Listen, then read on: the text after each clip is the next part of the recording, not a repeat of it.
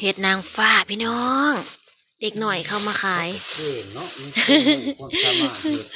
เด็กหน่อยอันผัวกับเมียเขาและ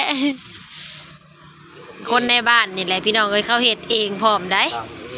ตำเองขายเองนักพร้อมเนี่ยมันหด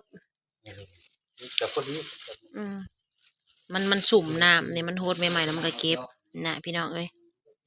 หนึ่งกินกับแจ่วกับยังซื้อซอยเพิ่นเหลือ2 ธงสุดท้ายบางยานี่ขายธงละ20,000 กีบเหลือ2 ธงสุดท้ายเอาในเอื้อยว่าสันเอ้าก็เลยมาซื้อซอยเขาคือใส่เห็นจนเจ้าของไปหาหลอกขาย เจ้าของก็ไปหลอกขายว่างั้นขายนู่นขายนี่ก็เจ้าซื้อซอยก็เจ้าก็ซื้อซอยเขาก็ซื้อซอยขัดเขาทีไปทีมันช่วงนี้เจ้าชุบีหักบ่ได้ขายปกติก็ไปหาหลอกขายนั่นขายนี่คือกันอะไรพี่น้องเอ้ยก็คือเทนตอนเจ้าของไปขายเขาซื้อซอยเขาสิไล่เพียงเด้กำไรขายเครื่องขายของก็ได้หักขายอันนี้หมักถั่วเฮาเองเฮาจนบ่ขายหมักถั่วก็ได้ อันนี้หมักถั่วเฮาเองเฮาน่ะจนบ่ขายอันนี้เฮาได้แต่ฝากพี่น้องอันนี้ผู้ที่ข่อยสิมัดแล้วข่อยสิเอาไปกินทานนำไอ้สายันเลยแต่บางว่าจะไปเฮ็ดคืออันตลกอันนั้นแท้เฮ้ยเท้า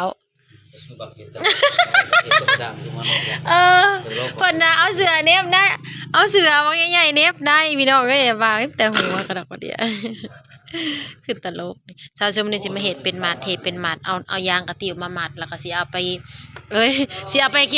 เอาไปโม่บุญเว้าผิดได้บางอย่างนี่นะเอาไปโม่บุญนำไอ้สายันก่อนสิเอาไปโม่บุญจ้ะพี่น้องสิเฮ็ดมัดเฮาเอาไปโม่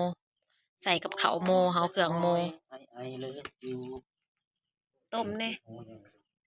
ตีโถแห้งมาเบิ่งอีกก่อนนะฮะสูบรถสูบล่างยาวเด้อ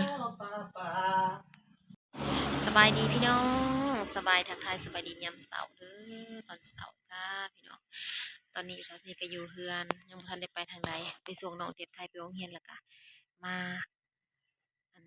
เอาแนวสูบรถตีนรถมาให้บางสูบตีนรถไปแอบโอ้ยมื้อนี้มีแสงแดดแน่อุ่นเพราะว่าเจ็บคอเจ็บปวดหัวยังบ่เซาแล้วก็กินข้าวก็สิกินยาอยู่ตอนเช้าเนี่ยเอาแนวสูบรถมาให้พอบางสูบตีนรถเพิ่นแปรแอบแยบแปรจนว่าติดขับติดนี่แต่มันก็หูมันซึมๆหลายมื้อเลยแหละที่เฮาไปร้องเพลงเฮาก็สูบแล้วก็ไปสูบแล้วก็ไปวันนี้เมื่อวานนี้ไปหับแม่น้องเพิ่นบ่ลืมสูบเมื่อวานนี้มาดอกแปรใครอยู่ยังมาฮอดเทือนน้องเพิ่นไปยามแม่เพิ่นอยู่ปากเซ่เมื่อวานนี้พอบางเพิ่นออกไปส่งแล้วก็ตอนมาก็ไปหับเอา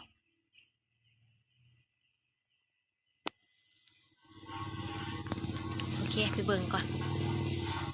แปรคักปานนี้มันสิขึ้นอยู่บ่เท้าพี่น้องฟ้องไปตื่นมาตีนรถอีตาบางแปรแยบเพราะว่ามันหัวอยู่แล้วตีนนี่นะเพิ่นใช้เต้าอันนี้สูบมันขึ้นอยู่บ่ขึ้นอยู่ได้เพราะมันแหวะแพงเด้ขึ้นติงอยู่ขึ้นค่อยเฮ็ดไปแต่ระวังก็มันบ่เป็นหยังบ่แลเต้านะขึ้นได้พอได้น้อยหนึ่งแล้วพอได้ไปฮอดอันหันซ่อมรถนี่นะพี่น้องเอ้ยเฮาจะได้เปลี่ยนยางใหม่แล้วบัดนี้นะโอ้ยมันหัวยางมือ2บ่พอตัวนี้นะเปลี่ยน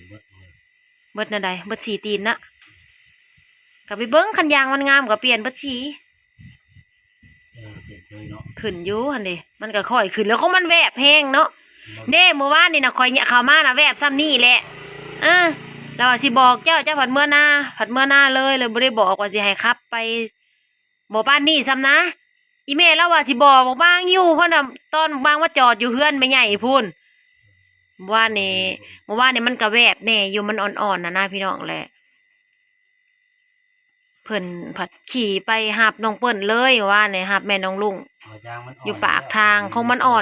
อนตลอดสาวซูนี่สิไปงานร้องเพลงแล้วก็สูบสิไปงานแล้วงานได้ก็สูบได้อยู่2-3 งานนะสูบเทื่อหนึ่งนะวันนี้แหละมาป้าไว้อยู่เฮือนแหละเขาอันเดียวค่อยขึ้น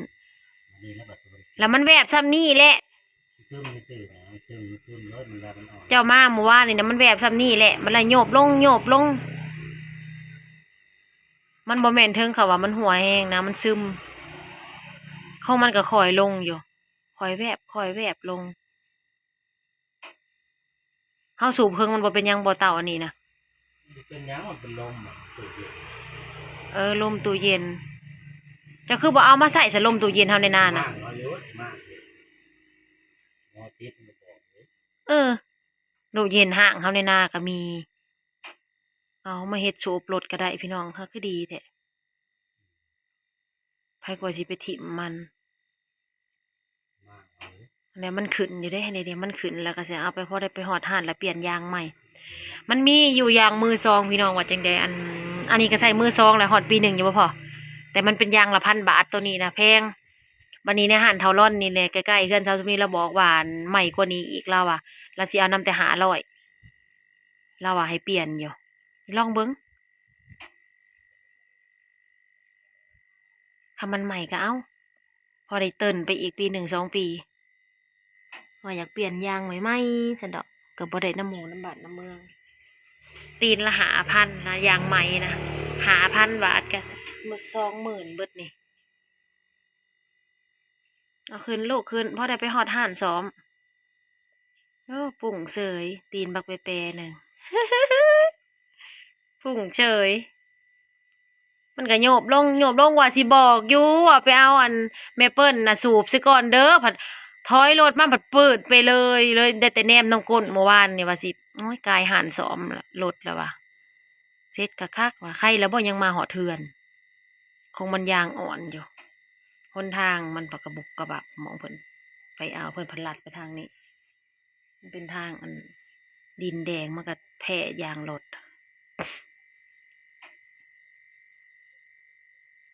โอ้ยเมื่อวานนี่นะไปถิ่มพีเมื่อวานนี่นะพากันต้มหมอต้มอันนั้นนะใครละบ่ข่อยกับป้ายังบ่เป็นหยังเขี่ยถ่านออกมาแต่เตาหันเด้แล้วมาลงในผืนปูนอันนี้แหละพ่อผืนปูนอันนี้ระเบิดตึ้มคือการกับเสียงระเบิดนี่ดังกระดอกกระเดี่ยแล้วก็แผ่นปูนน่ะกระจายขึ้นเทิงอันหลังกระซีตกลงมาใส่เต็มเอิกน้ำอ่างข่อยเมื่อวานนี่นะ เอาเขาไปใส่หัวแล่นแล้วก็สิย่างไปเลยคอยนะอันป้าผัดว่าอันจักโมงแล้ววันน่ะสิลงเพลนน่ะดิจักโมงแล้วว่าสันกลับขึ้นมาเบิ่งโมงกันรถระเบิดต่มเลยข่อยก็ปะแกนอยู่นะมองใกล้ๆนะเศษอันพื้นปูนน่ะก็กระจายเลยเมื่อวานนี่นะป้าดจนหูดับเบิดความอันแห้งของมันน่ะอย่าเฮ็ดเด้อว่ะ ไปเขี่ยอันชุมเพิ่นไปเขี่ยถ่านลงมาใส่พื้นปูนระเบิดวานนี่นะอีหยังปูนถือความร้อนกับระเบิดแตกบ่แล้วไปเบิ่งบ่มีหยังแตกบ่แล้วพัดเป็นปูนกระจายจนโกนว่าแม่นหลอดไฟก็แตกบ่แม่นหลอดไฟซะแม่นพื้นปูนเมื่อวานนี่ได้เนาะโอเคขึ้นเลยพี่น้องเอ้ยโอ้ยคูณคำแม่หัว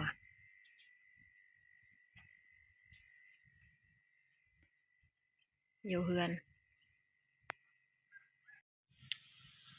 มื้อนี้ก็ยังบ่ทันได้ออกไห้ออกหน้าอยู่พี่น้องเอ้ยยังเฮ็ดน้ำรดน้ำล่างอยู่สูบรถจะบางเพิ่นสูบรถพี่น้องเอ้ย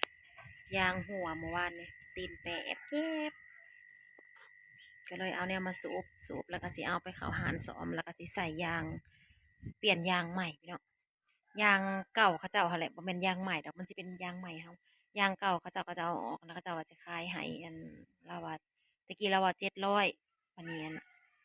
ไปละเทื่อละทีแล้วก็คุมเอาแล้วก็500ก็เอาแล้วสิลองเบิ่งถ้ามันพอใส่มันอันนั้นก็สิเอาเพราะว่ายางตัวนี้ก็เป็นยางเก่าคือกันนะเฮาก็ใส่มาได้ปีหนึ่งปีปลายแล้วอันเศษละพันตัวนี้ยางตัวนี้อยากได้ยางใหม่เศษละ5,000นะพี่น้องเอ้ยคือสิดีคือสิสูงค่ะหาเงินก็บ่พอสิได้ยางรถใหม่ซักมื้อนี้ก็สิพากันไปอันนั้น แปลงยางรถซะก่อนเปลี่ยนยางรถใหม่แล้วก็สิไปอันโมบุญนำพี่ชายยันมือเฮาไปถิ่มมือเฮาไปส่งสการเพิ่นมื้อนั้นแหละก็มื้อนี้เป็นมื้อแจกเนาะตะกี้ว่าสิพากันไปร้องรำทำเพลงให้เพิ่นแต่ว่าลูกเพิ่นโทรมาว่าบ่ร้องก็สร้างว่าซั่นเขาเจ้าก็คือสิบ่พร้อมนั่นแหละเฮาก็เลยสิไปโมบุญแล้วก็สิมาพี่น้องน้องเทพไทยก็เหยียบเหล็กตะปูกับอันนี้ยากนำลูกแหน่